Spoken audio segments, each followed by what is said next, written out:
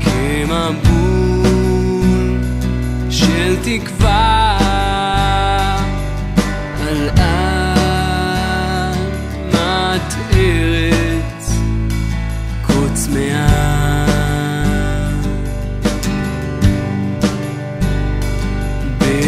בהלל ותפילה שתשבור כל חומה. Shabbat Shalom.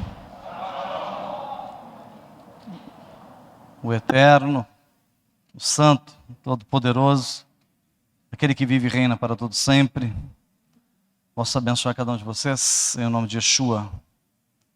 Amém. Então vamos lá, a paraxá dessa semana é a paraxá de números 16, é a paraxá Beshlach, ok? Essa paraxá ela aborda vários detalhes, como muitas outras, mas ela já inicia narrando que o Eterno preparou uma rota para o povo de Israel. Como é que Hashem opta em tirar o povo do Eretz Mitzrayim, da terra do Egito? Afinal de contas, aquilo era um castigo, né, que eles estavam passando, que já tinha sido predito pelo próprio Eterno aos nossos patriarcas, que o povo passaria pelo cativeiro, que passaria por uma diáspora, que passaria por uma escravidão, que não é diferente dos nossos dias. Aquilo ali foi um simbolismo. Tirar o povo do Eretz Mitzrayim, tirar o povo do Egito, foi um simbolismo do que o Eterno está preparando para o mundo vindouro, para o Olam Rabá, para o mundo vindouro. Mas enquanto estivermos no Olam Hazer, este mundo, é bom que saibamos uma coisa muito importante. Nós ainda estamos no Egito. Ainda estamos no cativeiro. Podemos chamar de cativeiro babilônico, de cativeiro do Egito, mas ainda estamos na Galut. Galut significa diáspora. Então, por exemplo, aqui na cidade de Franca, não tem como você ser 100% judeu aqui nessa cidade. Como? Não tem um supermercado kasher, não tem um açougue kasher, não tem estabelecimentos kasher. Então, é quase impossível você viver 100% dentro de um conceito judaico. Não tem como todas as pessoas guardarem 100% o Shabat. Uma cidade industrial, uma cidade em que tem muito comércio, grande parte dos nossos irmãos ainda trabalham porque dependem do sustento. E a vida está acima da mitzvah. A pessoa precisa estar orando, buscando. Se ela quer realmente se dedicar no Shabat, ela ora para que o Eterno prepare um trabalho para ela que não a ocupe, que não tenha o serviço no Shabat. Isso vai se galgando com o tempo, vai se conquistando com o tempo. Perfeito?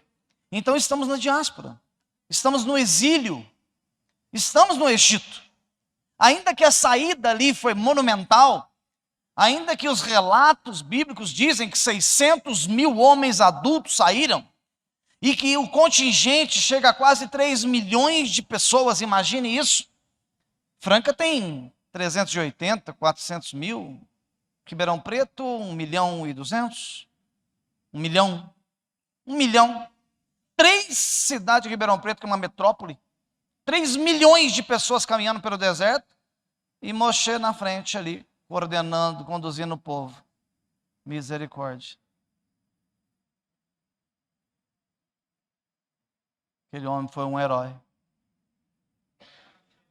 Foi. Por isso não existe nenhum homem na Bíblia, na Torá e no Tanakh. Escutem isso.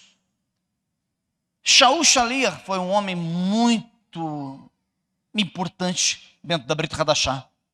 Mas uma coisa que vocês precisam entender: entre Mashiach e profetas, em líderes, em homens que fizeram história, nenhum deles podem ser equiparados a Moshe. O homem foi elevado ao céu quantas vezes? Do Monte Sinai ele subiu aos céus. Porque tem gente que imagina que ele ficou lá em cima do monte ouvindo o Eterno falar. Não, ele foi arrebatado aos céus. Foi até o terceiro céu. Então, qual homem na história desce de lá de cima, dos lugares santos, com as tábuas na mão, escritas, segundo as escrituras, usa uma alegoria pelo dedo de Deus, né? Foi escrito com fogo aquilo. A laser. Os caras hoje fazem uma maquininha de laser e acham que está arrebentando. Hashem, há 5.000 anos atrás, escreveu uma laser na pedra lá. Então, nenhum homem se compara a Moshe. Compreendam isso. Quando ele chega para ele e fala que vai tirar esse povo de lá, aparentemente, humanamente, era um ato impossível, um feito impossível de se realizar. Então, Moshe acata e segue em frente com o plano que o Eterno deu a ele. Nós vamos estudar no livro de Shemot, capítulo 13, versículo 16, livro de Devarim, 5:32, e Mishlei, capítulo 14, versículo 12. Vamos em frente. Shemot, capítulo 13, versículo 17. Depois de Faraó ter deixado o povo partir, Hashem não os guiou pela estrada principal que atravessa a terra dos filisteus, por causa da sua proximidade. Hashem pensou que, ao ver a guerra, o povo poderia mudar de ideia e voltar ao Eretz Mitzrayim. Em vez disso, Adonai guiou o povo por uma rota indireta. Através do deserto, junto ao mar de Suf. Suf, a palavra Suf, se nós fôssemos traduzir isso ao pé da letra, seria juncos, mas chamado hoje de Mar Vermelho, ok? Mas quando você ouve que Deus, que o Eterno escreveu ali assim, ó, ele os guiou por uma rota alternativa, indireta, não pelo caminho da estrada principal. Como assim? Como o Eterno podia mudar uma rota que era simples, prática? Qual o motivo disso? Mas eu comecei a meditar sobre isso. Eu passei o dia meditando nesse versículo. E o Eterno falou muito ao meu coração. E nós começamos a entender que nem todo caminho que você trilha é o caminho que o Eterno preparou para você. É porque você fez o projeto. Quando ele entra no plano da sua vida, é ele quem vai trilhar o seu caminho. Aí ele vai criar uma rota indireta. Então quando você começa a fazer planos, amanhã eu vou comprar isso, depois eu vou construir aquilo, eu vou ficar aqui, eu vou mudar de Franca, eu vou para cá, eu vou para lá. São planos humanos. Quando eu comecei a entender isso, eu comecei a orar pela madrugada e dizer ao Eterno, então faça segundo o teu querer. Me conduza pelos caminhos que tu queres que eu vá. Eu, como tenho um pai que é pastor da Assembleia de Deus, nunca imaginei estar na frente de um trabalho de uma sinagoga. Mas os meus planos eram outros. O meu sonho era outro, humanamente. Mas hoje, quando eu paro para analisar, aquele meu sonho não me traria a alegria que esse caminho me trouxe. Fui claro? Então não pense você que se a rota que você está andando tiver que ter uma mudança, encontrar pelo percurso uma bifurcação, mas se você crê realmente que o Eterno está na sua vida, você pode ter certeza de uma coisa: vai dar certo. Vai dar certo. Porque é Ele quem está caminhando, é Ele quem está mostrando o caminho para você. Porque Ele ia à frente. Não ia uma coluna na frente de fogo à noite? Não ia uma nuvem durante o dia mostrando o caminho para eles? Então, assim, você às vezes já ouviu o conceito, já veio aqui por várias vezes, mas você às vezes não firmou nesse caminho. Eu sempre digo o seguinte: não atrase a bênção. A minha família até no começo ficou muito chocada, fala: puxa vida, você ficou 45 anos na igreja evangélica. Como do dia para a noite você começa a trabalhar dentro do judaísmo? Como é isso?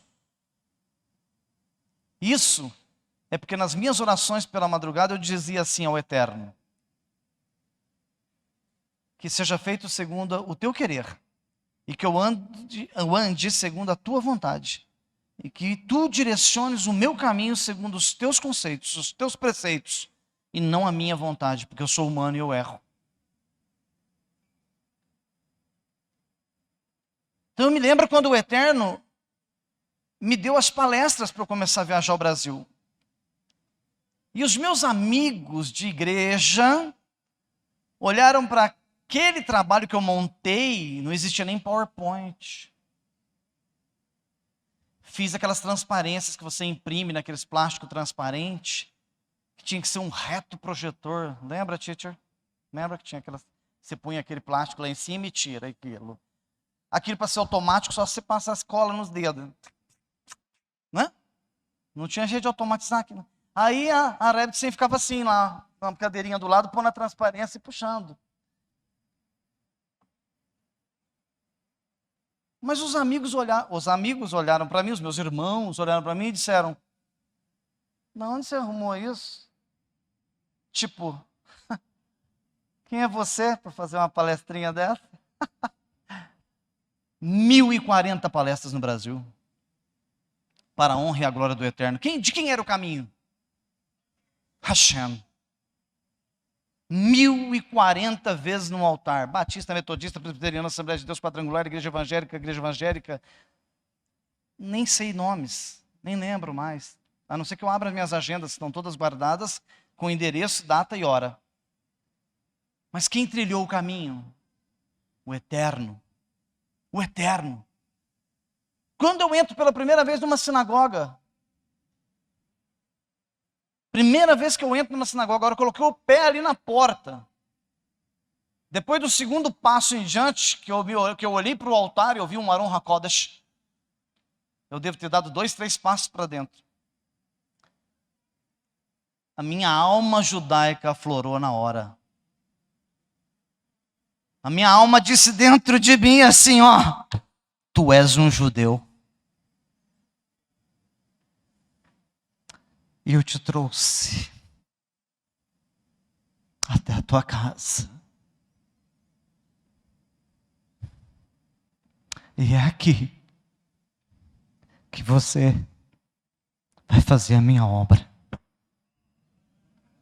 Então não importa se eu tive 45 anos numa casa. O que importa é a rota indireta. Todos pensaram que eu ia para o leste, para o oeste. Mas o Senhor me levou para o norte, levou para cima. E falou: é aqui, comigo. É aqui que eu vou te ensinar judaísmo. Isso é lindo, não é do Roche Marco Antônio? Porque é aquilo que eu digo para o Senhor quando eu chego aqui nessa casa e quando eu subo essa tribuna. Eu sempre digo: não sou, não posso e não tenho. Mas tu és, tu podes e tu tens, e quem faz é o Senhor e não sou eu, e a palavra é tua, e todos os segredos que estão aqui embutidos dentro dela são do Senhor e não são meus. Então o Senhor me dê a unção quando eu for começar a ensinar. A rota indireta é essa. Não é você se programar. Você pode programar? Pode. Posso ter sonhos? Claro que sim. Mas o dia que o Senhor disser para você, muda o caminho. Quando Ele me mostra o sistema sinagogal, que Ele mostra para mim, muda o caminho. Eu não fiquei pensando 6 meses.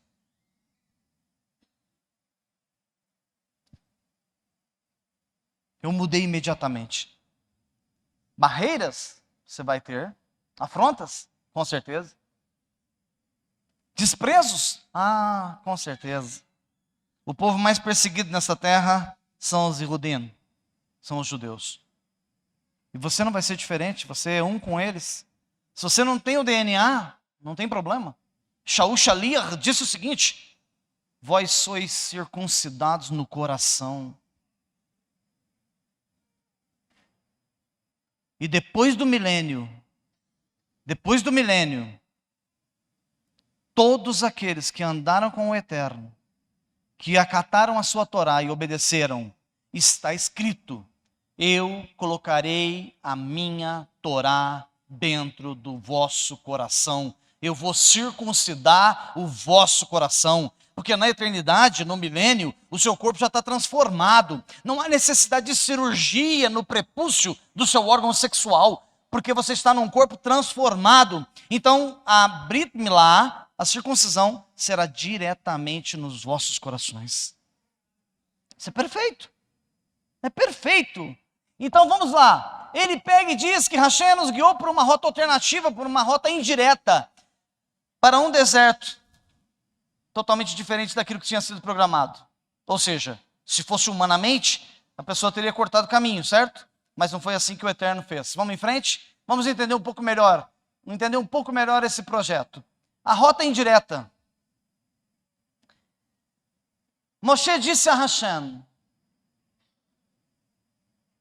quem sou eu para dirigir-me a Faraó e levar o povo de Israel para fora do Egito? Ele respondeu: tenha certeza de que estarei com você. O que é impossível para você se o Eterno estiver com você? Nada. Quando Moshe mostra a sua fraqueza, ou uma pequena dúvida gera no coração dele: quem sou eu, Hashem, para confrontar, chegar frente a frente ao Faraó? O Eterno dá uma frase para ele muito simples, aparentemente. Pode ir. Eu estarei com você. Quem dá ordem, quem comanda tudo, sou eu. Então, olha só. Quando é que isso aconteceu, gente? Preste atenção num detalhe, ó. Pode permanecer aí nessa tela, não tem problema. Nós estamos falando agora da Parashá, que está registrada onde? Está lá em Shemot 13:17. Mas antes disso acontecer, lá em Shemot 3:11, foi quando Moshe sobe até o Monte Sinai, onde ele ouve a voz do Senhor dizendo para ele: tira a sandália do teu pé, porque o lugar que tu está pisando é um lugar santo. E ele vê a sarça pegando fogo, mas não queimava, não se consumia. Isso aconteceu antes. Então o Eterno disse para ele: eu vou te dar um sinal. Ele diz: quem sou eu para levar para fora do Egito esse povo? Ele respondeu: tenha certeza que estarei com você. O sinal de que eu enviei será este: quando você tiver levado o povo para fora do Egito, vocês adorarão a Adonai nesta montanha. Você ver o versículo, ouvir e ver, é uma coisa. Agora você precisa entender a geografia. Moshe estava entendendo o que o Eterno estava falando. Espera aí, eu vou subir lá para o norte. Sucot, lá onde o Nilo começa a desaguar para o mar Mediterrâneo, está ao norte. Está lá em cima. Eu estou aqui embaixo no Monte Sinai.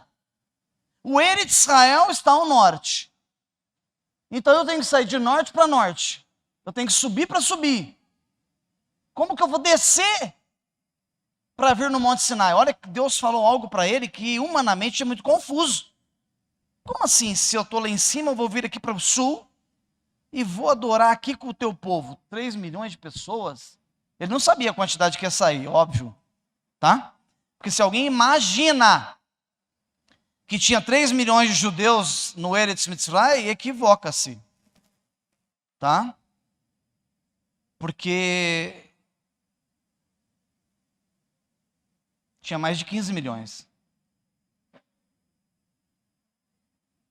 Porque assim, segundo o Talmud, segundo os rabinos, apenas 1/5 quinto saiu do Egito. Um quinto de 15 milhões seria em torno de 3 milhões. Ok? 12 milhões de pessoas ficaram no Egito. Gostava mais do Egito. Amava os pepinos, a cebola, a riqueza que tinha no Egito. Porque os judeus estavam como escravos, a princípio, mas se enriqueceram muito. São sábios, artesãos, esculpem pedras, têm uma sabedoria tremenda. Então eles começaram a alcançar riquezas e já não tinha mais desejo de sair daquele lugar. Estava gostoso, estava confortável. Então ele diz assim: e vocês adorarão ao Eterno nessa montanha, ou seja, totalmente fora da rota. Porque eu vou te levar para a terra prometida, que ele já sabia, que era uma promessa desde os ancestrais, antes dele. Então olha só, eu queria mostrar para você uma coisa muito legal. Eu fiz uma ministração dessa, talvez há uns 2 anos atrás, mas eu fiz uns outros comentários a respeito, e eu quero focar num detalhe aqui muito importante. Vamos em frente? Olha lá. Eu peguei uma foto aqui do satélite, eu nem quis recortar. Nós estamos aqui de frente ao mar, olha lá, o Mar Vermelho, tá? Eu quero que você veja uma coisa interessante. Eu entrei no Google e puxei essa foto do satélite. Em toda a extensão do Mar Vermelho, em toda a extensão, tem uma prainha. Olha aqui essa prainha. Como que o Eterno é perfeito. Quando ele cria todas as coisas, que ele cria a terra, já estava na programação dele essa prainha aqui, que aos olhos, por um satélite, uma pequena mancha lá embaixo, às margens do Mar Vermelho. Mas vamos ampliar um pouquinho. Vamos lá. Ah lá, a praia ficou maiorzinha um pouco, uma região de montanhas, rochas, deserto, mas a praia já tomou uma magnitude maior. Olha como que o Eterno... Olha aqui que tem trilhas. Olha aqui, olha, tem trilhas aqui atrás. Ó, lugares por onde as pessoas realmente costumam passar, estradas. Mas vamos em frente, vamos ampliar um pouco mais. Vamos chegar lá perto, vamos aterrissar, vai. Praia de Nuweiba Beach, no Egito. Olha só a praia que o Eterno criou. Agora pensa comigo um detalhe. Hashem sabia quantas pessoas iam sair do Egito? Ele sabia que seriam 3 milhões de pessoas? Então não podia ser uma prainha para 15 pessoas. O Eterno preparou uma praia que coubesse, comportasse 3 milhões de pessoas na praia. Então o que eu quero dizer para vocês com isso? Por que eu fui lá na praia? Por que eu fui lá na Nuweiba? Por que eu fui mostrar essa praia no Egito? Para trazer para nossos dias o seguinte: eleve o seu nível espiritual. Você se preocupa com coisas pequenas, mas o Eterno, desde a fundação do mundo, já tinha traçado uma rota indireta para você. E se tivesse que criar uma praia para colocar você lá, para isso fazer parte da sua vida, ele já tinha deixado isso nos projetos divinos. Nós nos preocupamos, gastamos grande parte do nosso tempo com detalhes que são cabíveis somente a ele, não a nós. Então, olha só, vamos em frente. Olha que coisa tremenda. Aqui uma imagem aérea da praia. Olha lá a trilha desde a época que o povo passou lá, que vieram do Egito. Isso aqui vai subindo, subindo, subindo, subindo, subindo, até chegar a Sucot, ao norte lá do Egito. E o Eterno preparou cada trilha, cada percurso. Vamos em frente, só para você entender um pouco melhor. Aqui uma pequena rota para você entender. Mar Morto está aqui. Aqui nós estamos dentro do Eretz Israel, tá bom? A terra de Israel está aqui, ó. Aqui, ela vai fechando uma pontinha aqui embaixo. E ela sobe numa extensão, porque o país ele é estreito, a extensão de Israel é 80 quilômetros de ponta a ponta, de leste a oeste, mas ele é extenso no comprimento. Então, ele sobe aqui e olha onde está Ramsés, olha onde está Sucot, onde o povo estava 400 anos cativo. É aqui que eles estavam. Vamos em frente para você entender um pouco melhor. Olha lá. A rota seria essa, prática e simples. Sai, margeando o mar Mediterrâneo, ok? Onde é esse mar Mediterrâneo? Nós tivemos um êxodo muito grande agora, uns 2 anos atrás, de barcos, dezenas de barcos cheios de africanos, fugindo, imigrando para a Europa. Alguns barcos afundavam, morriam muitas pessoas. Vocês viram esses nos noticiários? Aquilo ali é o mar Mediterrâneo. Porque a África está bem de frente à Europa. Então eles estavam atravessando ali o mar Mediterrâneo com esses barcos. Agora, há pouco tempo, 1 ano e meio, 2 anos atrás, não me lembro muito bem. Então o mar Mediterrâneo está bem aqui em cima. Mas olha o que Deus faz. Deus tira eles daqui e traz para uma rota muito, muito maior. Vem aqui na praia de Nueba, aqui embaixo, atravessa o Mar Vermelho, porque precisava se cumprir alguns quesitos judaicos.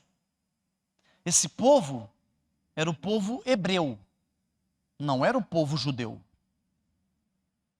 Existe uma diferença de ser hebreu, judeu e israelita. Eu posso nascer em Jerusalém e não ser um judeu. Eu posso nascer em Haifa e não ser um judeu. Eu sou um israelense. Eu nasci na terra de Israel. Para eu ser um judeu, existe um quesito. Um judeu significa que ele é um observador, um praticante da Torá. Isso é um Yehudi. Então não adianta eu ter um certificado, eu ter um RG. Olha aqui, ó, eu sou israelense. Ah, legal.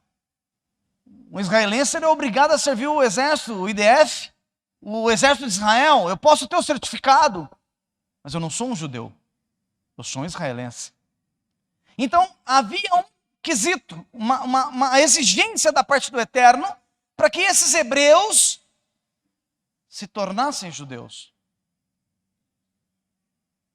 E esses quesitos é o mikveh, é a imersão. Esses quesitos é sair de uma margem e ir para outra margem. Mikveh, eles passaram por ele. Qual que foi o mikveh de todos os judeus? Foi o Mar Vermelho, lá no princípio. Depois Yeshua. Quando eles passaram, não tinha água da direita? Não tinha água do lado esquerdo? Paredes de água? E o que cobria eles? E a nuvem é feita de quê? Imersos. Todo Israel foi imerso no Mar Vermelho. Quesito cumprido. Segundo quesito, dentro do judaísmo, ivre.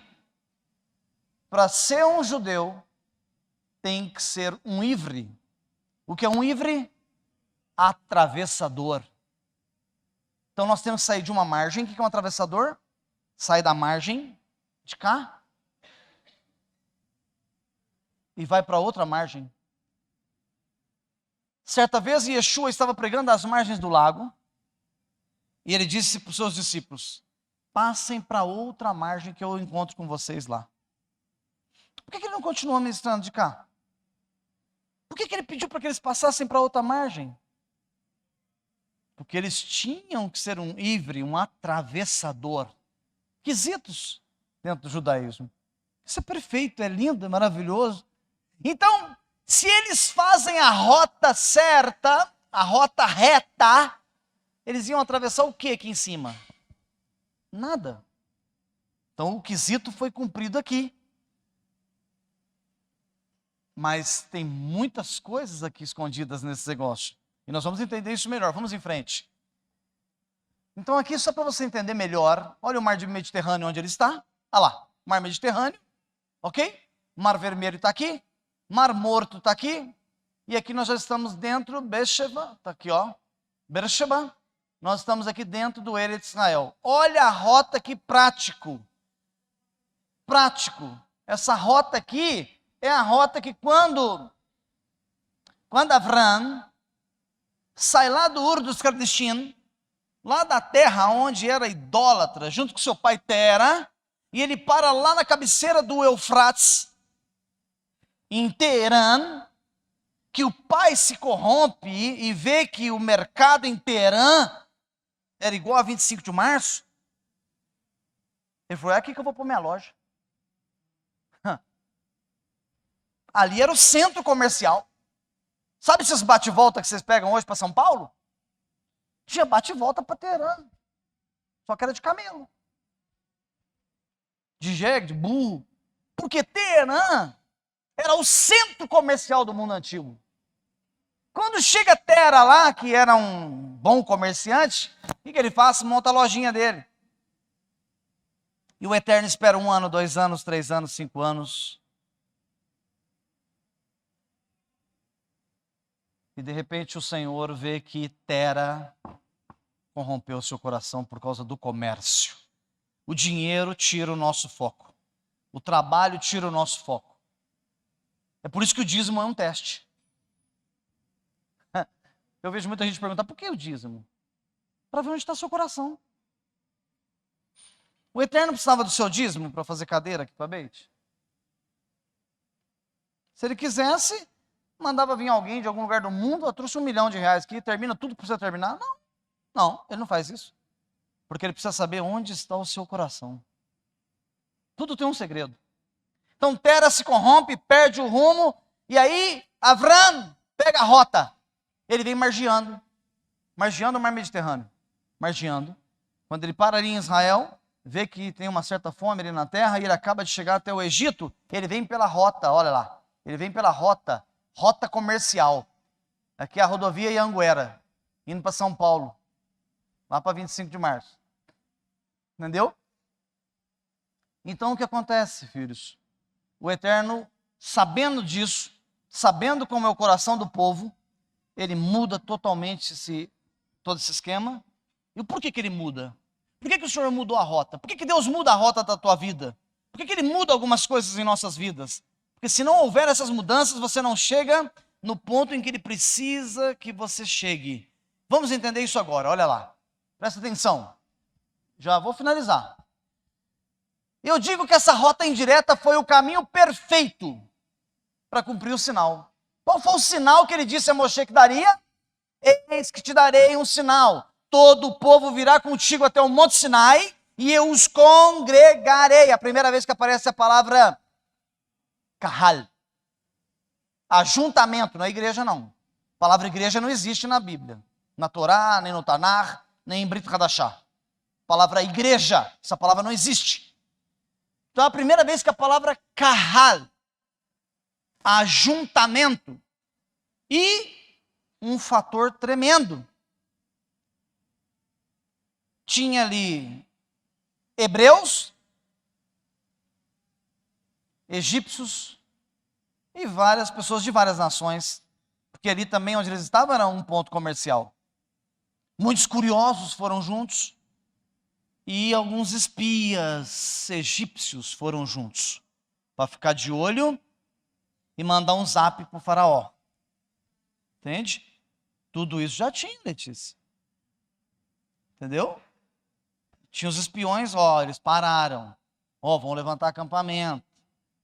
E os mensageiros iam e vinham, mas ninguém percebia. Uma multidão, 3 milhões de pessoas. Então o caminho perfeito para cumprir o sinal do Sinai. Por que Kahal? Porque Kahal significa ajuntamento de pessoas. Estrangeiros, goim, gentios e Rudim, e judeus. E ali se cumpriu, foi o caminho perfeito para isso. O caminho perfeito para a entrega da Torá. A Torá não podia ser entregue nem no Egito e nem em Jerusalém. Porque ela ficaria territorial. E o Monte Sinai era uma área neutra. Neutra. Não tinha cidade nem tem. E o Eterno já sabia que não ia ter. E lá não tem altar, não tem nada. Onde ele reentregou a Torá era um lugar neutro. Tinha que ser neutro o local. Era o lugar perfeito para a entrega da Torá. Então, o caminho foi perfeito para a entrega. Era o caminho perfeito para extinguir Faraó e seu exército. Porque para aniquilar, para derrotar, seria complicado. Os judeus saíram ricos. E um detalhe importante, olha aqui, ó. Isso aqui falou comigo.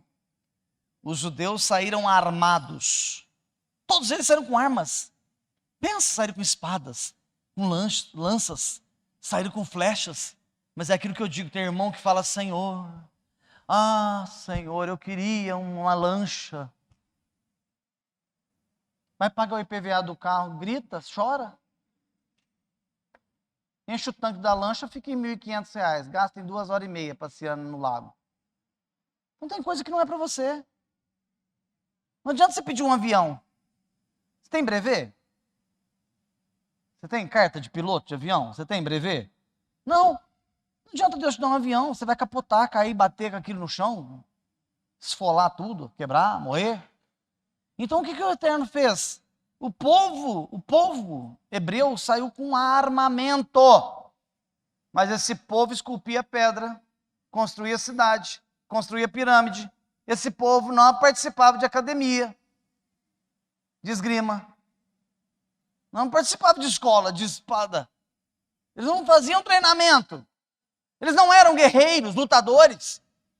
Mostra para mim um versículo na Torá que mostra os hebreus lutando, guerreando com espada. Pá, não tem. Porque quando era para derrubar a muralha, o Senhor falava assim, ó, roda a cidade 7 vezes. Toca chofar. Ixi, isso a gente sabe fazer. Deixa a espada guardada aí na bainha. Toca chofar. Isso você sabe fazer. Tocou as muralhas. Com espada, eles não iam derrubar a muralha, mas com chofar derrubou. Entende isso? Deus usa você naquilo que você tem. Deus usa naquilo que você pode. Então a rota era perfeita para afogar Faraó e seu exército. A rota era perfeita para o povo não desistir. Porque o outro caminho era muito curto. Uma certa multidão ia parar no meio do percurso e falar, você está doido, esse Moisés aí tomou sol na cabeça. Olha o calor que é no deserto, esse cara aí, onde que está com a cabeça? Levar a gente lá para... Não, nem sei para onde eu estou indo. Vou voltar. Não. Uma geração de 400 anos? Nunca tinha visto Israel. Ia voltar. Era a rota perfeita, porque não tinha como desistir. Uma rota cheia de curvas, sinuosa. Não tinha como voltar. Não tinha como. Iam se perder pelo caminho. Não tinha GPS. O senhor acabou de falar que tinha WhatsApp. Sim, filho, daquela época, né? Mas o GPS não estava funcionando tão bem. Não. Então não tinha como desistir. Era o caminho perfeito para chegar a salvo no Eretz Israel, porque se passa pela terra dos filisteus, tem espada, mas não sabe lutar. Tem flecha, mas não sabe atirar. É a mesma coisa do irmão falar assim, eu vou comprar um revólver. Eles não falam revólver. Um revólver para mim. Já atirou, irmão? Estilingue. Dá tiro no pé. Tem que ter treinamento, tem que ter preparo. Não é para qualquer um. Então eles tinham armas, mas não sabiam usar. Era o caminho perfeito fora da rota dos viajantes. Como assim, hein? Sabe aquela rota? Imagine o povo de Israel andando e acampando na rota principal. Aí passavam os mercadores, que tinha acabado de vir do Egito e estava subindo para Teherã. Aí os hebreus acampados no meio do caminho. Como é que está lá o Egito? Como é que está aquele povinho lá? Eles iam estar tendo informações todo dia. Todo dia, mercadores passando, subindo e descendo. Daqui a pouco ia passar carroças com mercadorias. Alguns hebreus iam falar assim, já viu alguém na estrada assim? Carona aí, para onde está indo? Está indo para o Egito. Então Deus falou, vou tirar da rota dos mercadores, que eles vão voltar. Olha como o Senhor é perfeito. Ele é perfeito em cada detalhe. Então olha só, livrou eles das notícias do Egito. Não tinham nem notícias, porque não passavam mercadores. Não tinha carona para voltar. Não tinha. Era o caminho perfeito para a morte dos egípcios e desviou dos filisteus. Quem são os filisteus? Olha o problema. Se os filisteus ficam sabendo, os hebreus saíram do Eretz Mitzrayim, do Egito, e estão subindo para Israel, para o Eretz Israel. Os filisteus são filhos dos egípcios. Quando eles vissem esse povo vindo, esse povo escapou dos nossos pais lá no Egito, não vamos deixar eles passar. Vamos barrar. Era uma guerra que ia ser travada. O Eterno já sabia disso, que os filisteus, sendo filhos dos egípcios, não ia permitir que o povo passasse por ali. Olha que coisa tremenda que é isso. Gente, olha a quantidade de motivos. Isso foi uns minutos que eu fiquei lá raciocinando. Falei, deixa eu raciocinar por quê? Por quê? Por quê? Por quê? Por quê? Por quê? Por que foi mudada a rota? Então eu cheguei a essa conclusão, mas acredito que se fosse analisar aqui ao pé da letra espiritualmente, poderia dobrar. Vamos em frente para terminarmos. Olha lá. O caminho perfeito para viver 40 anos no deserto, porque se eles estão na rota comercial, não tinha como ficar acampado por 40 anos na rota comercial. Mas essa rota alternativa não passava ninguém. Então foi fácil eles ficarem acampados lá sem ninguém perturbá-los. Sem ter mercadores, viajantes, pessoas infiltrando no meio das tribos. Por que eles tinham que ficar 40 anos no deserto? Eu sempre falei uma coisa que eu vou ter que retratar. Porque eu aprendo com os meus mestres que retratar não é erro. Erro é ocultar que você errou. Então a gente tem que ser humilde. Eu sempre disse que eles ficaram 40 anos por causa da desobediência, do desacato. Porque bateram na rocha, porque murmuraram das cadornas, porque eles reclamaram de tudo, do maná. Também. Mas tem um fator aqui que ficou ocultado do meu conhecimento por muito tempo. Mas olha só que coisa interessante. A promessa é que a quarta geração dos hebreus assumiriam a terra prometida. Eu falei, não é possível. Como assim a promessa que a quarta geração vai assumir a terra prometida? Então eu tenho que provar isso dentro das escrituras, porque senão fica um fator achismo. E o judaísmo não aceita achismo. Olha lá. Então Hashem nos tirou prematuramente. O Eterno viu, essa é a hora. É agora que eu tenho que tirar. Falta um tempo para cumprir, para que a quarta geração esteja formada. Mas eu não posso esperar formar a quarta geração. E eu tenho que tirar eles agora. O Eterno tira eles prematuramente. Segura eles por 40 anos no deserto até que se cumpra a quarta geração dos hebreus, e assim eles tomem posse. Onde é que está escrito isso? Isso está escrito no livro de Bereshit, capítulo 12, versículo 13 ao 16. Quando o sol estava para se pôr, um sono profundo caiu sobre Avram, horror e trevas espessas lhe sobrevieram. Hashem disse a Avram, olha, o nome dele ainda era Avram, saiba disto, com certeza, seus descendentes serão estrangeiros em uma terra que não lhes pertence. Olha, eles nem tinham ido para o Egito ainda. Ok? Estava lá o Eterno falando com Avram, lá em Israel. Apenas na quarta geração, seus descendentes voltarão para cá, para Israel. Então eles estavam na terceira geração deles. Para completar a quarta geração, faltava 40 anos. O Eterno permite que eles fiquem 40 anos no deserto, para que eles cumpram o período predeterminado por Ele, e assim tomem posse daquilo que é deles. O que quer dizer isso? Que o seu sucesso, os seus planos, os seus sonhos, não acontecem nem um dia a mais, nem um dia a menos, mas no tempo exato em que Ele predeterminou. Baruch Hashem? Baruch Hashem. Então os caminhos do Eterno, eles são o quê?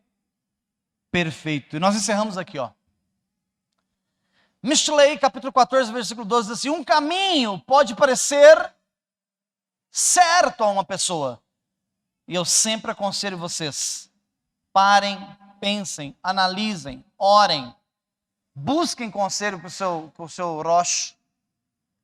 Até hoje eu estava conversando com a Michele. Nós estamos conversando sobre isso. o Eterno me deu alguns dons. Eu não sou um homem que tenho revelação através de línguas, profecias. Não tenho. O Eterno me deu alguns dons. Um deles é o conceito de ensinar. Por isso que eu viajei o país 10 anos ensinando. E um dom que ele me deu, que é maravilhoso, que eu glorifico ao Eterno por isso, é o dom do conselho. E sou feliz porque ele me colocou numa congregação em que grande parte da galera aqui me consulta. Então tem meninos aqui que me consultam para comprar imóveis, vender imóveis, para trabalho, para entrar numa empresa, sair da empresa. Me procuram, vão no meu escritório, sentam comigo e se aconselham comigo. E as escrituras dizem, sábio é aquele que acata o conselho do ancião. Principalmente se o ancião tiver dom para te aconselhar. Então, eu fico olhando para esse versículo de Mishlei. Um caminho pode parecer certo a uma pessoa. Você pode ter um plano na tua mente que acha que vai dar certo. Você tem certeza, tem uma convicção que vai dar certo, mas é bom que você consulte. É bom que você espere uma resposta do Eterno para ver se realmente esse é o caminho. Ou se ele tem uma rota indireta. Estão entendendo? Está entendendo que ele pode ter uma rota indireta para você? Que não é bem aquele caminho que ele queria que você trilhasse? Ele quer te livrar da rota dos filisteus. Ele quer te livrar da rota dos mercadores. Ele quer te livrar da rota que pode te trazer danos e prejuízos. Isso é lindo nessa paraxá. Então vamos lá. Mas seu fim são caminhos de morte. Até parece bom, até parece ser muito interessante, inteligente, vai dar muito retorno, vai dar muito dinheiro, mas não é bem assim. Analise. Quinto livro da Bíblia, quinto livro da Torá, Devarim 5:32. Portanto, sejam cuidadosos e façam o que Hashem, o seu Deus, ordenou a vocês. Não se desviem. Se tem que fazer a curva, faça. Se tem que ir reto, vá. Se tem que parar, tem momentos que tem que parar. Pare. Eu sou feliz porque grande parte acatam os conselhos. Alguns aí não acatam, mas aí cai por cima do pescoço e depois chora. Então o sábio, ele acata o conselho. Então olha lá, não se desvie nem para a direita e nem para a esquerda. E também em Devarim tem uma palavra que é bom frisá-la para finalizarmos. Que eu digo que é um dos segredos da vida. Eis que coloco diante de ti a bênção e a maldição. Então o Senhor, todo dia que você acorda, todos os dias que você acorda, o Eterno coloca 2 caminhos na sua frente. Um que é o caminho da bênção e um que é o caminho da maldição. E ele aconselha, ele diz, escolha, pois, o caminho da bênção. Por isso que tem o conselho. Quando a gente está perdido no caminho, você pede o conselho e fala, qual o caminho que eu devo seguir? Aí o Senhor vai usar o servo e vai falar para você, seja eu, seja outra pessoa, esse é o caminho da bênção, aquele é o caminho da maldição. Já que você acorda todo dia com as opções, porque ele diz que eis que coloco diante de ti a bênção e a maldição. Escolha, pois, a bênção. Que o Santo Todo-Poderoso, o Hakadosh Baruch Hu, aquele que vive e reina para todo sempre, vos guarde, vos abençoe e vos dê toda sorte de bênçãos. Que a sua misericórdia nunca se aparte de vós. Que nós possamos estar sempre debaixo das suas brahotes. Em o nome de Yeshua. Amém. יברך אדוני וישמרך, יאהב אדוני פניו אליך ויונק, יישא אדוני פניו אליך וישם לך שלום.